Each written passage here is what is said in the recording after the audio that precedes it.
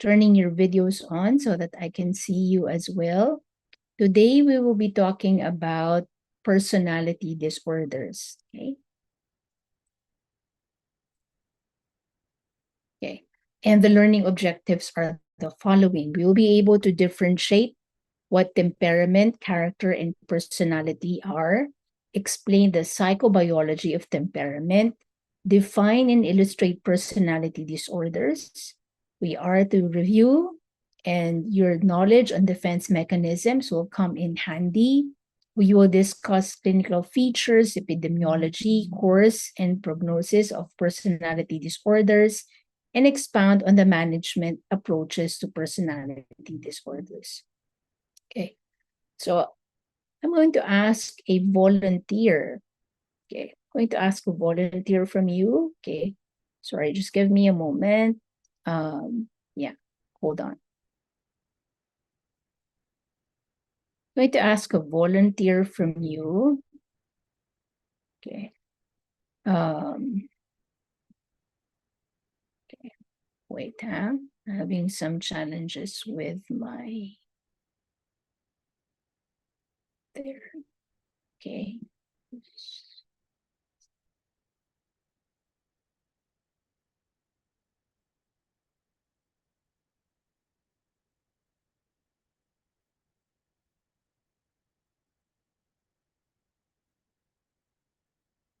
Okay.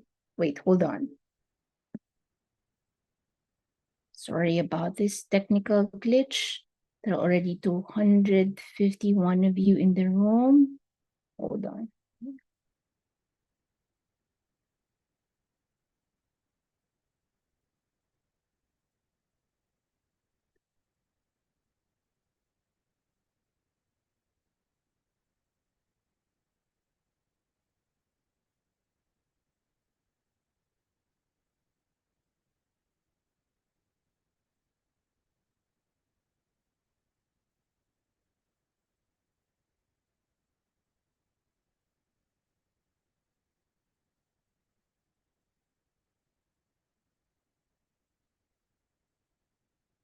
Okay. So asking a volunteer from you, someone to kindly be reading through the questions.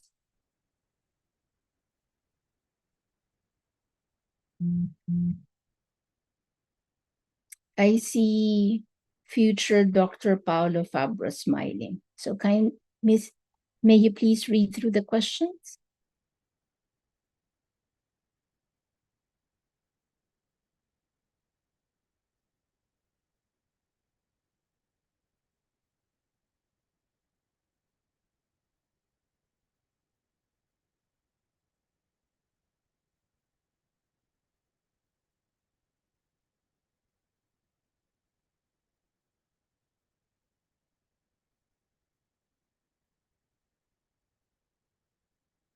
Okay, thank you.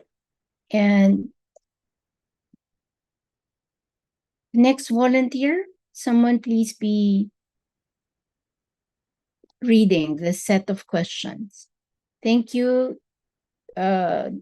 future Dr. Fabros, and someone else volunteering to read through the questions.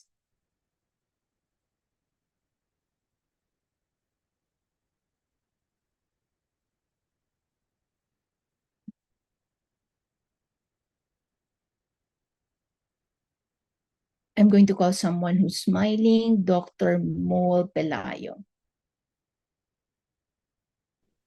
Good morning po, Doctor. Good morning.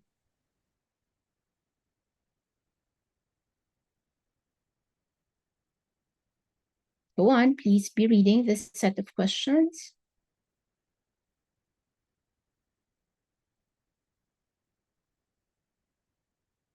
Oh, your audio is off. Sorry po, Doc. Okay. First question is, do you experience magical thinking that influences your behavior?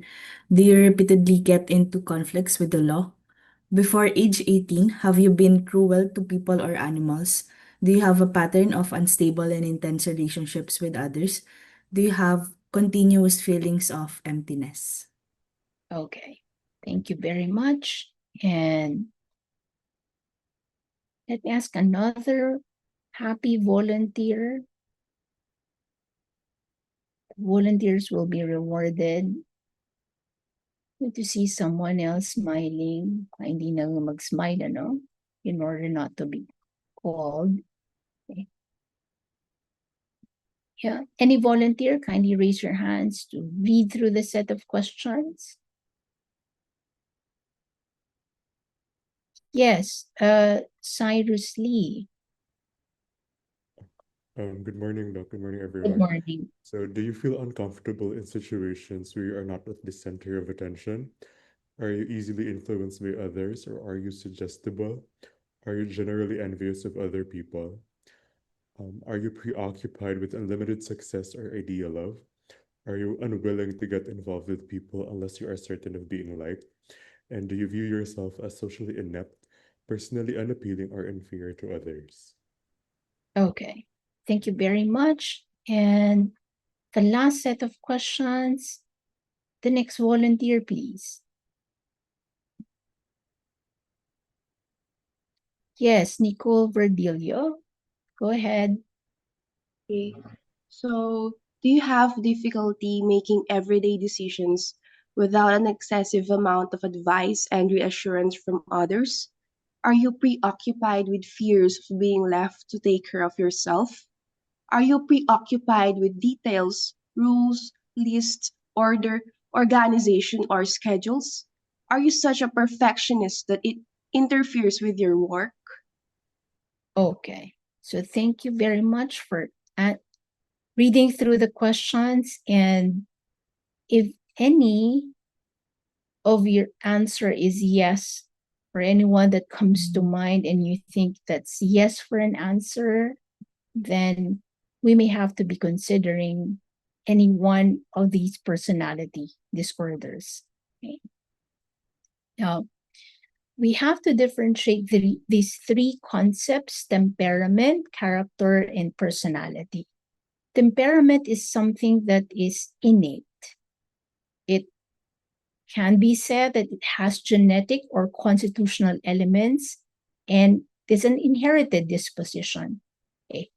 Whereas character, these are a person's distinctive qualities formed by experience and socialization. Okay. So we can think of temperament as nature and character as nurture.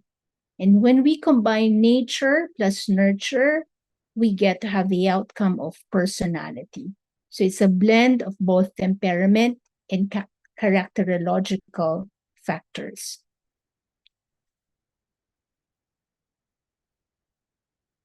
Okay, I'm losing here a header. We are to talk about the psychobiology of temperament. Okay, now temperament, again, are heritable trait differences, and it was a work of Dr. Cloninger, who looked into these dimensions: novelty seeking, harm avoidance, reward dependence, and persistence. Okay. These are said to be the dimensions of temperament that underlies a person's automatic response to danger, novelty, social approval, and intermittent reward. Okay. So a person who is novelty seeking refers to the tendency to seek new and exciting experiences. It can be associated with exploration as well as impulsivity. So come to think of a person who frequently switches jobs or hobbies or is eager to try something new. Now, harm avoidance is a tendency to avoid punishment by inhibitory behavior, usually associated with anxiety and fear of uncertainty. So come to think of a person avoiding public speaking due to the fear of being ridiculed.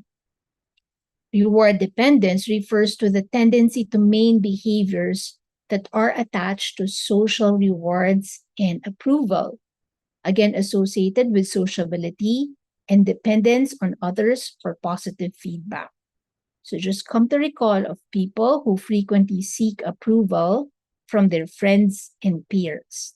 And the last dimension is persistence. This is a tendency to maintain behavior despite frustration. So associated with perseverance and determination. So this is a person who continues to work on a project despite multiple failures.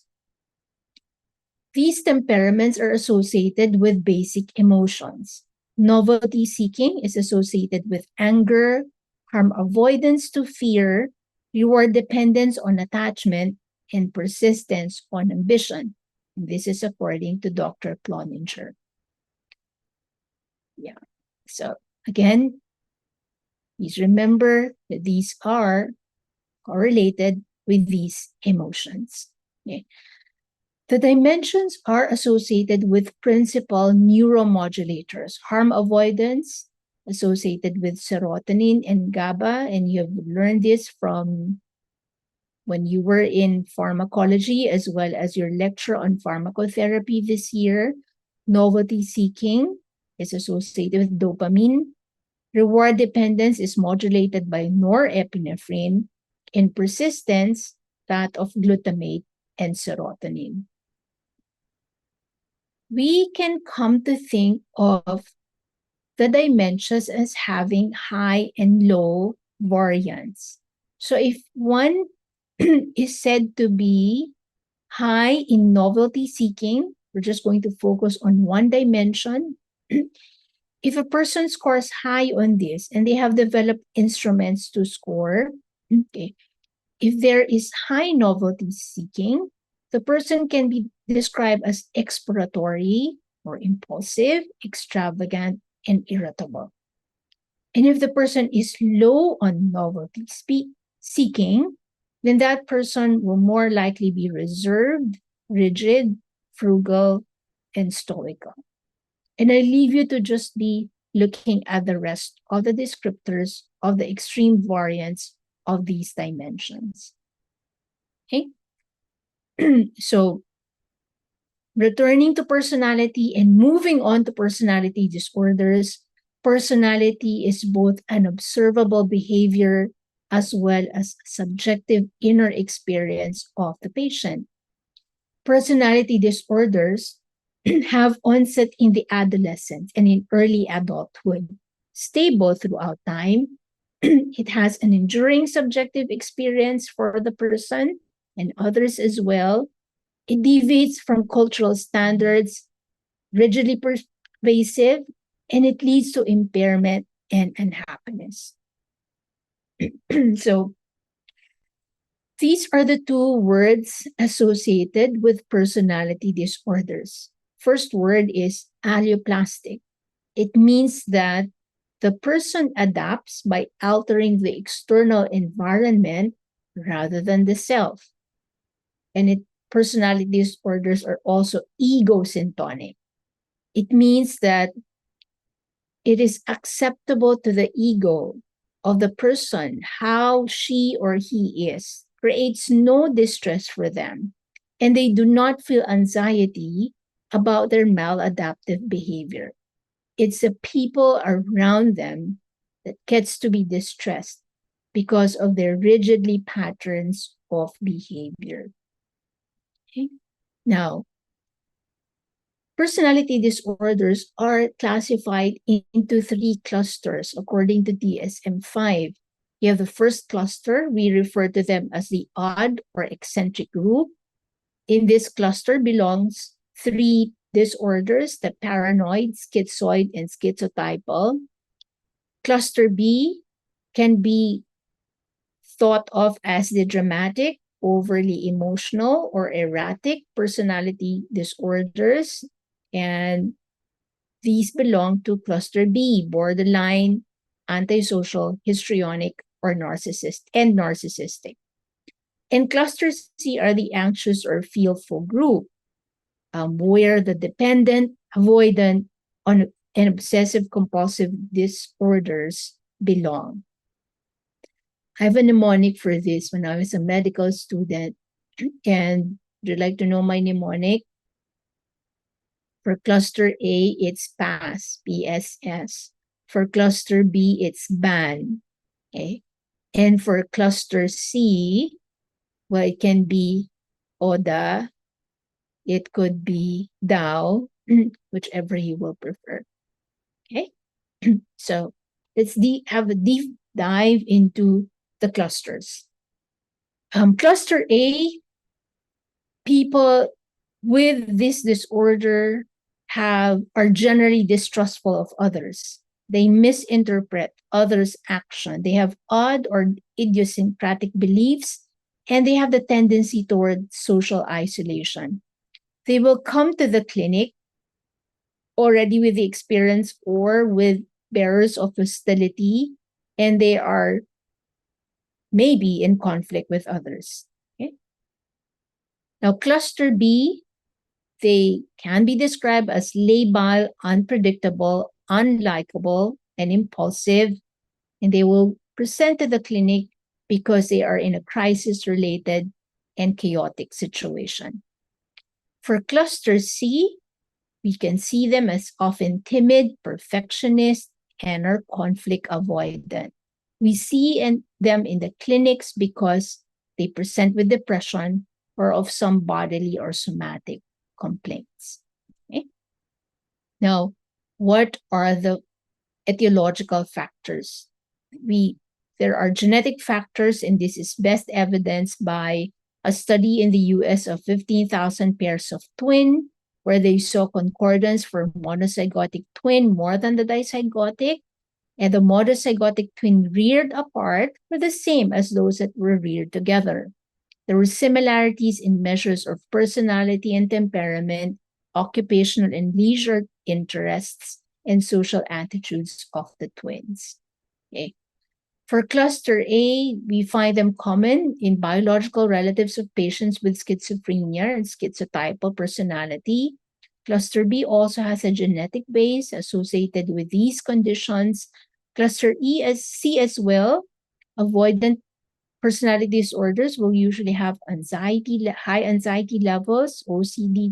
OC traits are more common in monozygotic than dizygotic twins. OCPD shows signs of depression, and we see shortened REM, latency period, and abnormal dexamethasone suppression test. Okay. We come to also consider as part of the biological factors, the hormones. People with impulsivity show a high level of testosterone, 17 estradiol, and estrone. Those with low platelet monoamine oxidase levels are associated with activity and sociability in monkeys. And smooth pursuit eye movements are saccadic or jumpy in persons who are introverted, have low self-esteem, have the tendency to withdraw, and who have schizotypal PD or personality disorders. Now, again, carrying on with the neurotransmitters, those who attempt suicide and are impulsive and are aggressive have low levels of serotonin. If we raise serotonin levels, we reduce depression, impulsivity, rumination, and there's a production of a sense of well-being. If we increase dopamine, we can induce euphoria. Electrophysiological factors include slow wave brain activity when we do EEG for patients who have antisocial and borderline personality disorders. Okay. Now, you have to also make room for psychoanalytic factors. You've come to review this in your lecture on psychotherapy. And you will recall Freud, who said that there is a fixation at one point of psychosocial stage of development. And he was the one who have come to make us understand about people who are oral in character. They have become fixated at the oral stage, and we see them as passive independent when dependence for food is prominent. Okay. Anal character, these are the stubborn, parsimonious, highly conscientious because of struggles of over toilet training in the anal period. This is according to Freud. Now, there's a person also we will come to know of, and he is Wilhelm Reich. He talked about character armor. He said that these are defensive styles from protecting from inner impulses and anxiety in significant relationship. And he talked about a stamp of personality. And he said that these are largely determined by defense mechanisms. And he also talked about internal object relations, meaning patterns of self in relation to others that were internalized during the earlier years of development. Okay? Now, let's go on to talk about each of the personality disorder, starting with paranoid personality. You can look at this picture because this can provide to us how it looks like in terms of the sketch. Okay. Now, asking again for a happy volunteer to please read through the characteristics of a person with paranoid personality disorder.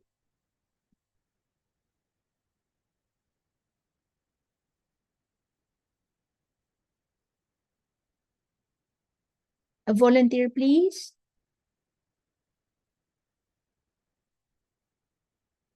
I see someone smiling. J. Viter Casimiro, may you please read through the characteristics of a person with paranoid personality disorder? Okay po, Doc. Yeah. For hidden hidden meanings read into others' remarks and actions. Exploitation is expected from others. Attacks on character are perceived. Doubts the loyalty of others. And then fidelity of partner doubted. Unjustified suspicions about others and grudges are held for lengthy periods of time. Okay. Thank you. This comes with a mnemonic. Okay. It may help you remember. So this is how a person with personality disorder behaves. Okay. Now, epidemiology, we see the 0.5 to 4.4 prevalence. Males are more affected than females, higher in minority groups and immigrants and deaf people. And when we come to examine the mental status, we can see them to be wary, shifting eyes, hypervigilant, suspicious, guarded. Their thought content will show prejudice. There might be occasional ideas of reference. They're formal in style and are baffled about the psychiatric consult. Now, the defense mechanism primarily used will be projection. And I am somehow assured that you know already about the defense mechanisms, right? Show of hands. You can recall somehow your lecture on defense mechanisms. Yes? Okay. All right. I see most are nodding.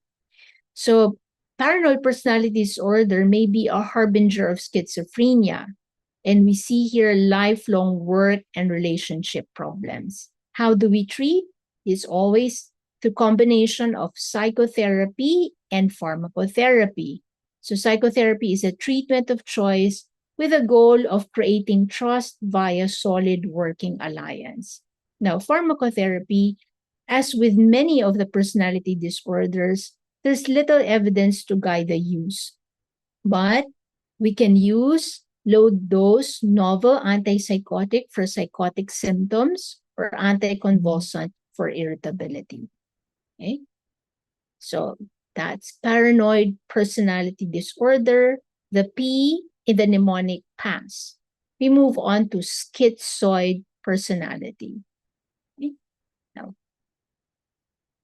come to see this drawing of a person with schizoid personality. And I'll be asking someone again, a happy volunteer, to read through the mnemonic of a person with schizoid personality disorder.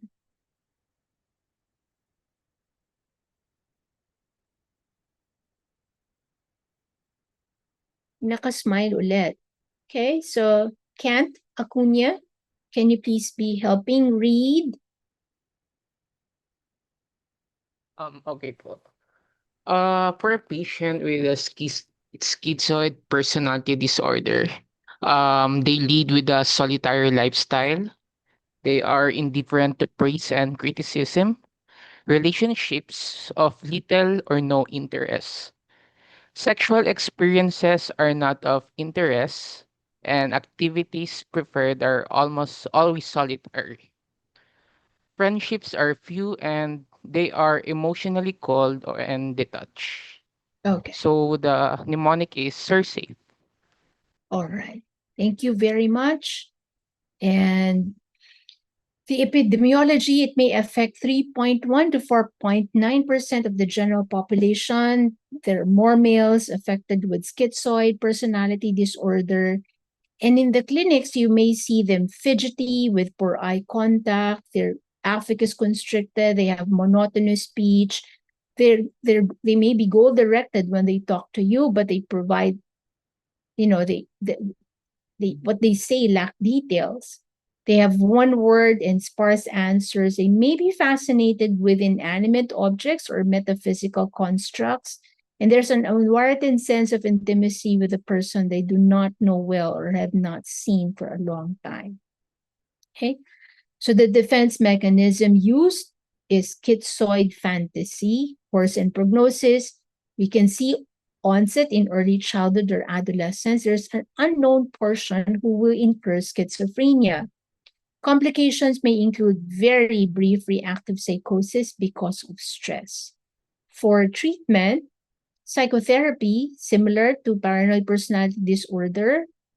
How about medication? We can give small doses of antipsychotic, antidepressant, or psychostimulants when necessary. When serotonergic agents are given, they become less sensitive to rejection. And when given benzodiazepine, as we expect, it helps diminish their anxiety. So we will be moving on to the last the last group of the cluster A, which is schizotypal personality, and have a moment to look at this sketch. Okay? So again, a happy volunteer to read through the characteristics of one with schizotypal personality disorder. If someone raises their hand,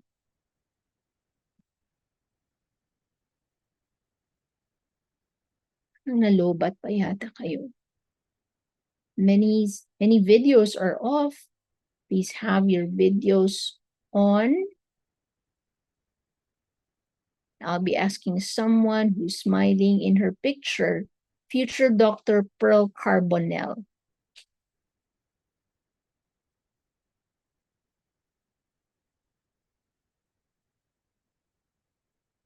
Miss Pearl Carbonell? Are you present? Yes po. Yes po. Okay. Yes po, Doc. May you help us read? So for schizotypal personality disorder, so unusual perceptions or bodily illusions, friendless except for family members, odd beliefs, thinking, speech. A for affect is inappropriate or constricted. Ideas of reference. D for doubts others or suspicious and paranoid. E for eccentric appearance and behavior, reluctant in social situations. Okay. So thank you, Pearl, for reading through the schizotypal characteristics. The epidemiology, there's 3.9 to 4.6 of the general population, unknown sex ratio, but it may be frequent in females with Fragile X syndrome. There's greater association with biological relatives of patients with schizophrenia and higher incidence in monozygotic twins versus dizygotic. When you see them in the clinics or maybe even in the ward, they may have a peculiar appearance. They have amulets, charms, and odd jewelry. Their dress will not reflect social convention or current styles. Their speech may be vague, circumstantial, metaphorical, stereotype, elaborate. The thought content will be expressing magical thinking, telepathy, premonition, sixth sense, out of body experiences, and bizarre coincidence says as well as ESP. Okay. Now, the defense mechanisms used are the primitive ones of distortion, denial, and fantasy. What happens to them? This can be a premorbid of personality. This can be a premorbid personality of schizophrenia. It may have transient psychotic episodes because of stress, and Thomas McGlashan's study said that 10% of them may commit suicide. So again, a combination of psychotherapy and pharmacotherapy. Psychotherapy focuses on support and being non-judgmental. For pharmacotherapy, we can give antipsychotic for ideas of reference and illusions, and antidepressant for depressive component. Okay, so that is cluster A. Okay, paranoid, schizotypal, and schizoid. Now we're moving on to cluster B, and have a look at this image of a person with borderline personality disorder. Okay? All right, now asking someone to read through the characteristics of a person with borderline PD. Yes, Kyle Santos. So for borderline, we have I for identity disturbance, lack of consistent sense of identity, or for relationships are unstable. A for abandonment is frantically avoided. I for impulsivity. S for suicidal gestures are made. E for emptiness is a description of the inner selves. D for dissociative symptoms. A for affective instability. P for paranoid ideations. A for anger poorly controlled. I for idealization of others, followed by de-evaluation. And N for negativistic, undermine their efforts and those of others. Okay. Thank you, Kaya. So the epidemiology will be 2% of the general population. More females are affected. There's increased prevalence of major disorder, antisocial, so that could be comorbid, alcohol use and substance use in first-degree relatives. In the clinics or the wards, you may see them with scars from slashing. They may have intense and labile mood, argumentative. They could be depressed and then complain of having no feelings, from seductive to outbursts of emotion. They could be very spontaneous about elaborating on interpersonal difficulties. They have themes of idealization as well as devaluation. So one time you're all good, the other time you're all bad. There will be obvious contradictions. They may have perceptual disturbances during micropsychotic episodes. These are defense mechanisms used splitting and projective identification.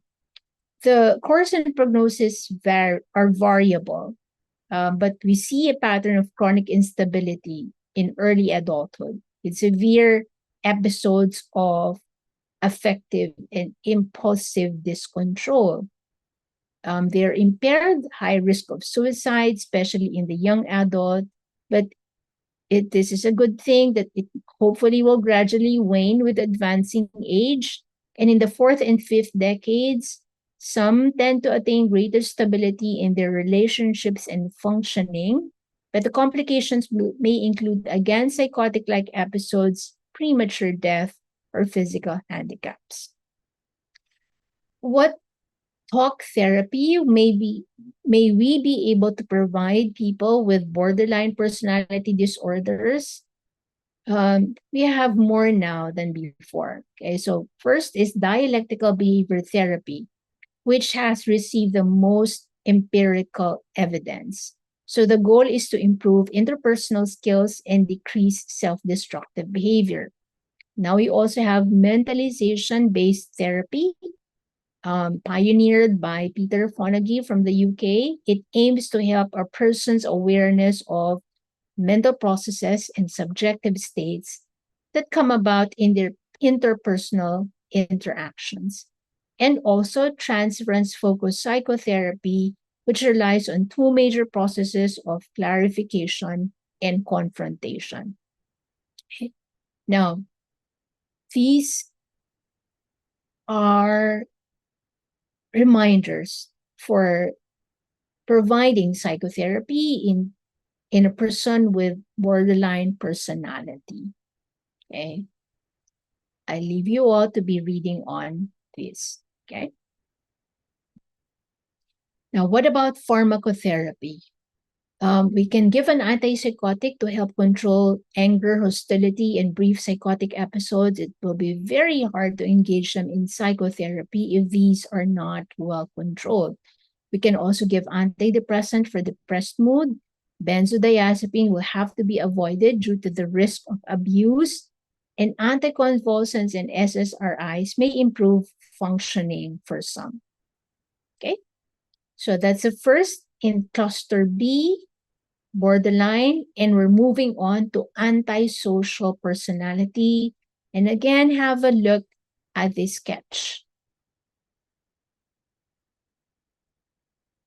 Okay? So a happy volunteer to read through the mnemonic of a person with antisocial PD.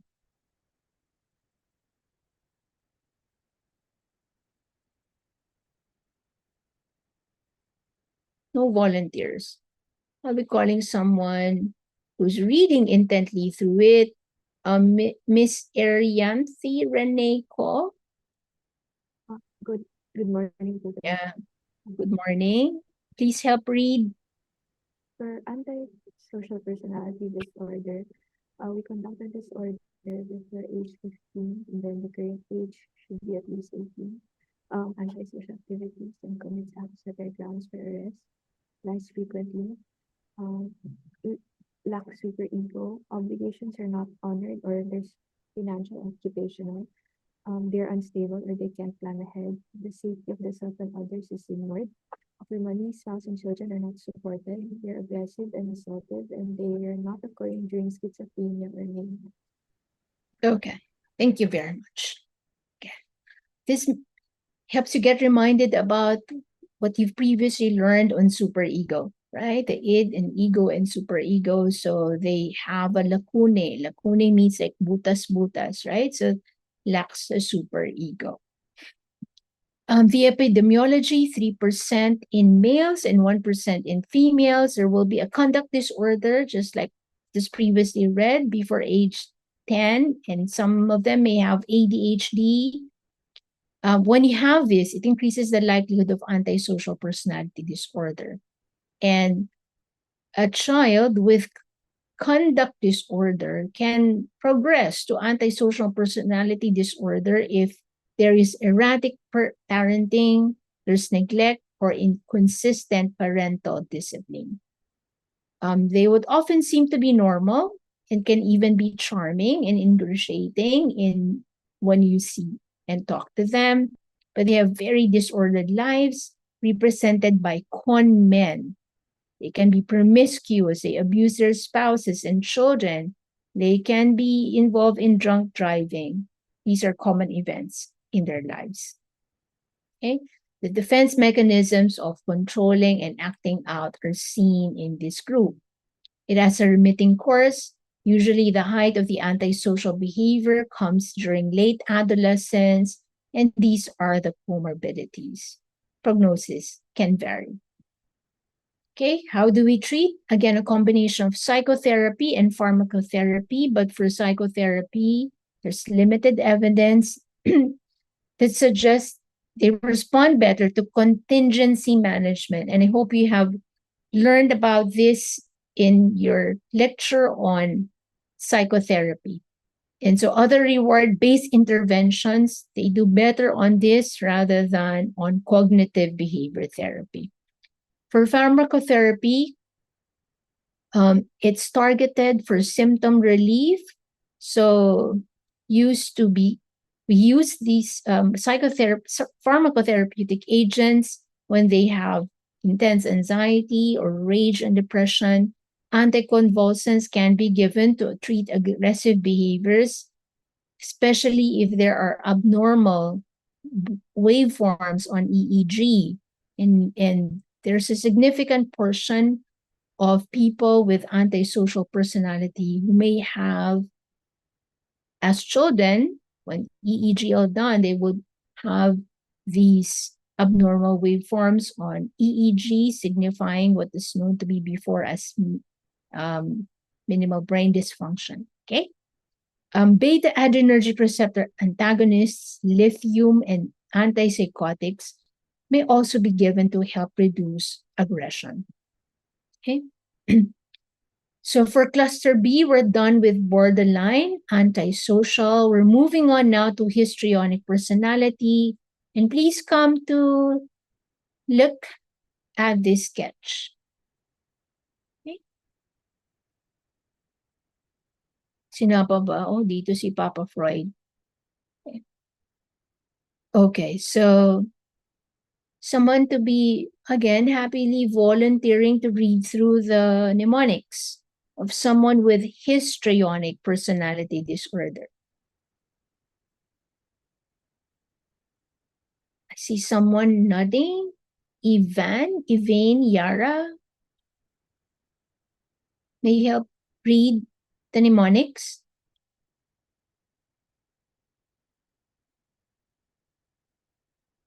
Yara? Can you hear me?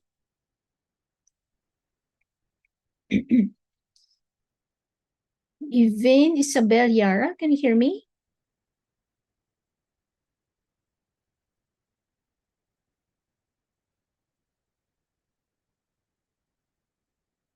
I see you nodding. Am I pronouncing it right? Ivane, Isabel, Yara. Can you please help read?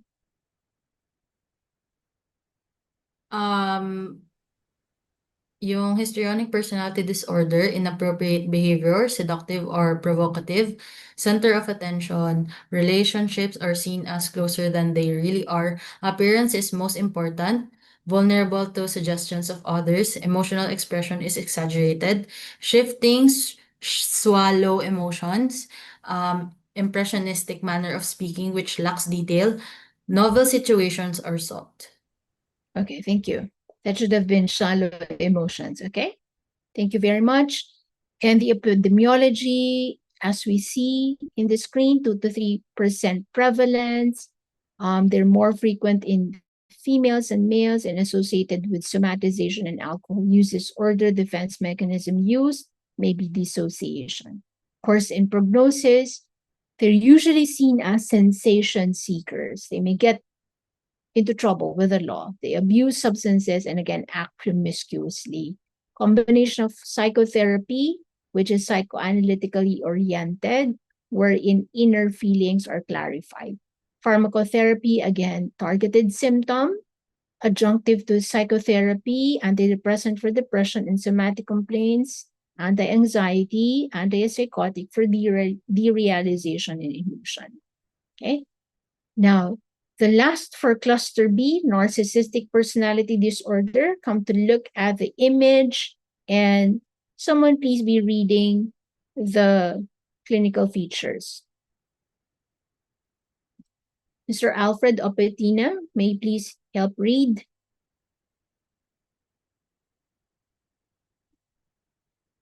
Mr. Alfred Opetina, may you please help read? Can you hear me? Mr. Alfred Opetina.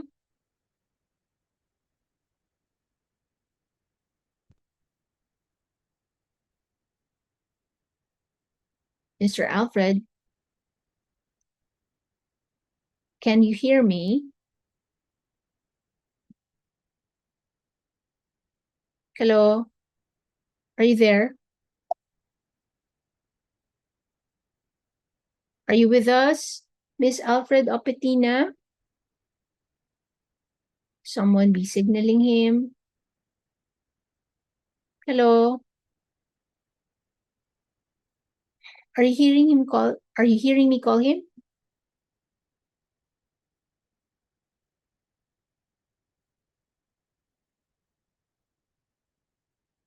Am I still heard?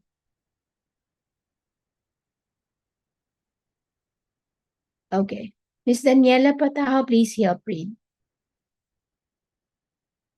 Morning po, Doc. So, narcissistic personality disorder, admiration is required in excessive amounts, fantasizes about unlimited success, brilliance, beauty, and ideal love, arrogant, manipulative, envious of others, or believes others are envious of him, grandiose sense of self-importance, associates with special people, me first attitude, empathy lacking for others.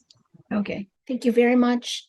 And we see here the epidemiology, defense mechanisms, in the course and prognosis. Okay. Again, a combination of psychotherapy and pharmacotherapy, but there still is need for more research to determine best treatment. Some advocate for psychoanalytic approach and group therapy. We can give lithium if there are mood swings and antidepressants and serotonergic agents for depression. So we're winding down to the last cluster, which is cluster C. And take a look at the sketch of a person with dependent personality. Okay. Now I'm going to ask again, Mr. Casimiro, may you please help read? Okay, so needy. As others assume responsibility for major areas of life, expression of disagreement with others is limited, excessive need for nurturance and support, decision making is difficult, self motivation is lacking, preoccupied with fears of being left to care for self, urgently seeks another relationship when a close one ends, self confidence lacking, and helpless when alone. Okay, thank you very much. And kindly read through the epidemiology.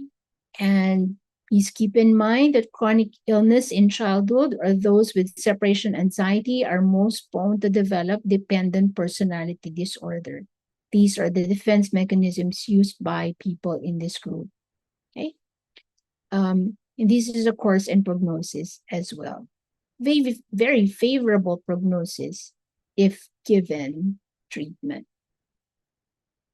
So treatment will include psychotherapy, where we provide the kind which is called insight-oriented so that they can understand the antecedents of their behavior, become more independent, assertive, and self-reliant.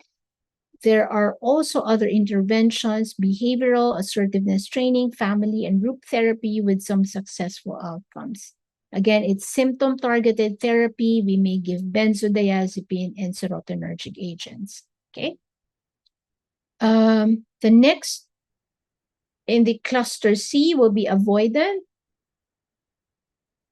And I'm going to ask Mr. Fambros to please read through the characteristics.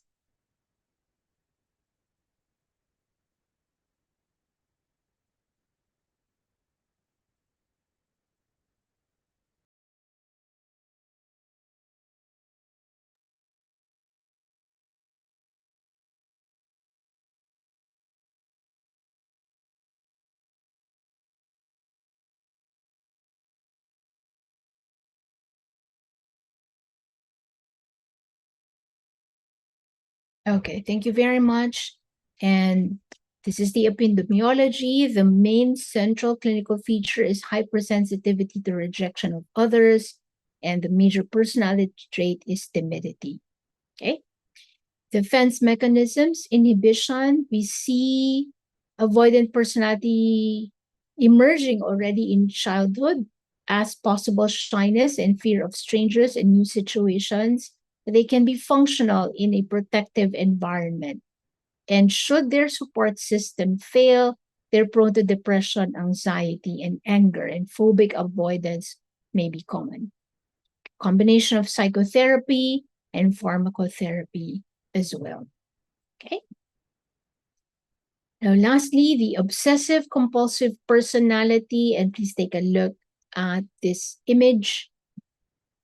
Someone please be helping read the mnemonics. Miss Mejia, may you please help read? So for obsessive compulsive personality disorder, yung mnemonic ay perfection. So for P, preoccupied with details, rules, plans, organization. Emotionally restricted, reluctant to delegate tasks. Frugal, excessively devoted to work. Controls others, task completion hampered by perfectionism. Inflexible, intolerant, overconscientious about morals, ethics, values, and lastly, not able to discard belongings. Okay, thank you. Please hold in mind that OCPD is different from OCD. Okay, OCPD is different from OCD. So these are the epidemiologic features, defense mechanism, and course and prognosis. Treatment combination of psychotherapy, but there's still limited studies. Cognitive or CBT and interpersonal therapy can be provided for depression. Again, limited evidence what we can give, but serotonergic agents can be given in situations of depression or anxiety. Okay. Now, one's personality can change because of another medical condition. And these are the medical conditions that can change a person's personality. Okay. Yeah. So please just come to read on this. But the most common one will be a trauma to the brain or traumatic brain injury. Okay. Now, we're winding down. This is going to be the last one of the last few slides, and have a look and see if this were to be a parking lot of the personality disorder. So what do you think? What personality disorder will represent the one who parked here, number one?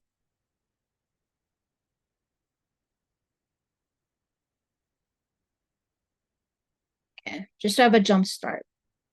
A person possibly with paranoid personality disorder who feels that he has been cornered again. Okay. What about the person who parked in number two? What do you think? Compared with the rest of the cars.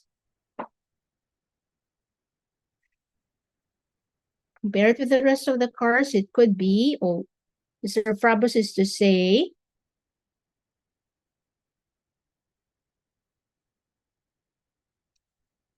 right, narcissist with the largest car and a very prominent hood ornament. Thank you very much. What about for number three?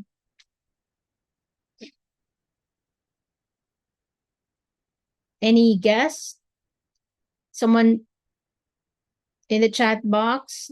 Yeah, can't. It's, let's see, it's dependent, needs another car to feel sheltered. Okay, we'll move on to number four. We may not have discussed, has been previously described by other literature but not included in DSM-5. Well, colorful histrionic, yes, that could be one of those considerations. And let's see, it's actually passive aggressive. Angles, hindi to angels, angles the car to take two spaces. Okay, but that's also a consideration, histrionic. Okay, but let's see the rest. Okay, thank you very much for your guess. And shall we proceed with number five? Oh, sorry, I gave it away. Borderline, rams into the car of an ex-lover. Okay, number six will be, any guess? It's antisocial, blocks others' cars. Number seven, this was your previous guess, histrionic, parks in the center of the lot for dramatic effect. Number eight, obsessive, perfect alignment in parking space. Number nine, avoidant, hides in one corner of the parking lot. Number 10, schizoid, can't tolerate closeness to other cars. And lastly, number 11 will be schizotypal for intergalactic parking. So these are my references, and thank you for your participation. I hope after this lecture, you have one of these more positive states.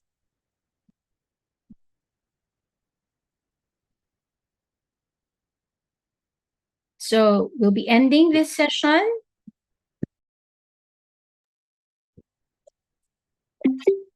I've taken a screenshot. Is that okay? Yes, evidence that we had this lecture, and yeah, goodbye for now.